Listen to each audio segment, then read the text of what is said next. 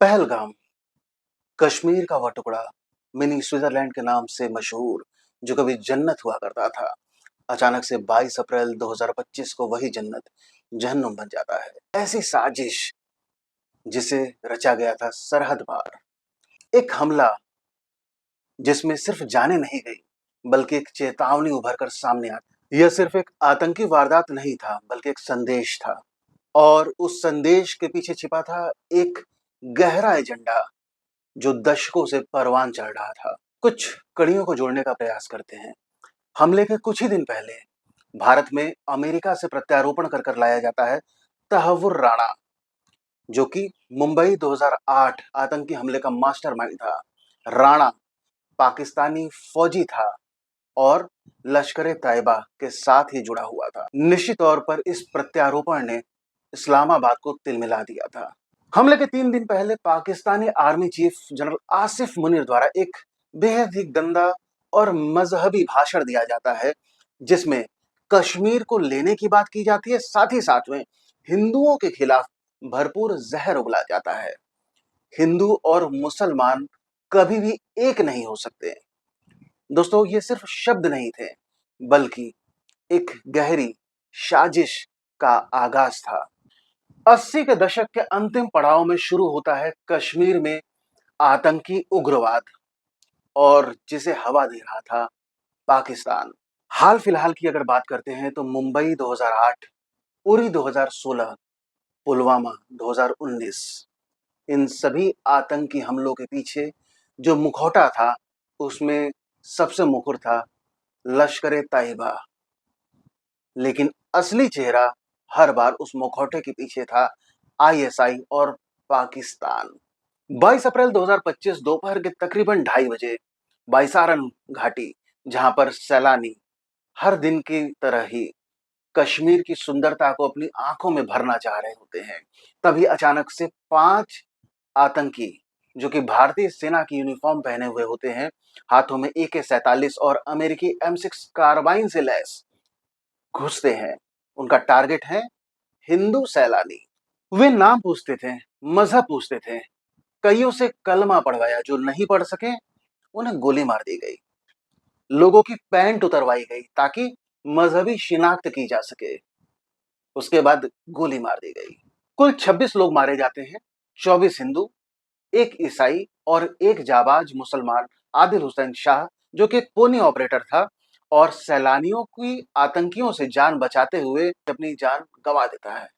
आतंकियों का पहला शिकार उत्तर प्रदेश कानपुर के शिवम द्विवेदी बनते हैं। कसूर हिंदू होना। विनय नारवाल, इंडियन नेवल ऑफिसर, शादी के महज 6 दिन बाद कश्मीर आए हुए थे। इन्हें 3 गोली मार दी जाती है। इनका गुनाह हिंदू होना। एक बंगाली हिंदू प्रोफेसर अपनी सूझबूझ से जान बचा पाता है, क्योंकि वो कलमा पढ़ सकता था। एक ईसाई कलमा पढ़ने में विफल होता है और तुरंत गोली मार दी जाती है। दक्षिण भारत से आए मंजूनाथ को गोली मार दी जाती है, और जब उनकी पत्नी कहती है कि मेरे सामने मेरे पति को तो गोली मार दी, मुझे और मेरे बेटे को क्यों जिंदा छोड़े हो, हमें भी गोली मार दो, तब आतंकी द्वारा कहा जाता है कि जाओ और ये सारी घटना मोदी को जाकर बताना। ये करारा प्रहार था इंडियन एडमिनिस्ट्रेशन पर। हमले के कुछ ही घंटे बाद हमले की जिम्मेदारी लेता है TRF, द रेजिस्टेंट फ्रंट। उसका कहना होता है कि हमारा टारगेट है बाहर से आने वाले लोग जो कश्मीर में बसना चाहते हैं, और TRF द्वारा इसे डेमोग्राफिक चेंज के खिलाफ एक युद्ध बताया जाता है। लेकिन जब इंडियन एजेंसीज द्वारा और भारत की सरकार द्वारा एक कड़ा रुख अपनाया जाता है, तो महज 4 दिन बाद एक नाटकीय परिवर्तन आता है और TRF द्वारा इस हमले की जिम्मेदारी से मुकर जाया जाता है। और TRF कहता है कि हम खुद इस घटना की पड़ताल कर रहे हैं और ये भारतीय एजेंसियों द्वारा एक चालबाजी है। इंडियन एजेंसीज द्वारा जांच में सामने आता है कि इस हमले की साजिश रची गई थी कराची, मुजफ्फराबाद और इस्लामाबाद में, और इसके तार जुड़ते हैं पाकिस्तान से। एक आतंकी हाशिम मूसा पूर्व पाकिस्तानी पैरामिलिट्री में था और बाद में लश्कर से जुड़ जाता है। हमले के बाद भारत ने तुरंत जवाबी एक्शन लिया। प्रधानमंत्री मोदी अपनी विदेशी यात्रा को बीच में छोड़कर भारत में आते हैं।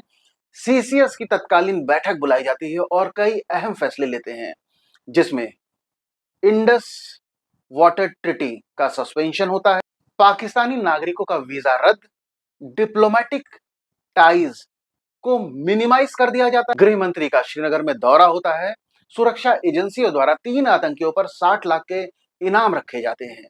पर सबसे बड़ा सवाल अब भी बचा हुआ था, कश्मीर की घाटियों को आखिर कितने खून के रंग और चाहिए। इस हमले में न सिर्फ 26 जानें गईं, बल्कि हमारी चेतना, अंतरात्मा को अंदर से झकझोर दिया गया। क्या हम ऐसे ही देखते रहेंगे? क्या सेटलर कोलोनियलिज्म के नाम पर नागरिकों का कत्ल जायज ठहरा दिया जाएगा? या हम सब मिलकर बोलेंगे, मजहब के नाम पर हिंसा कतई गवारा नहीं होगी।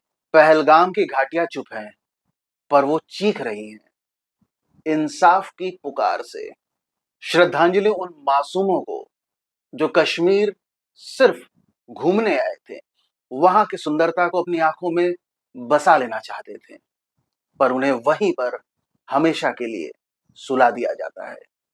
हम न भूलेंगे, न हम माफ करेंगे। जय हिंद, जय भारत।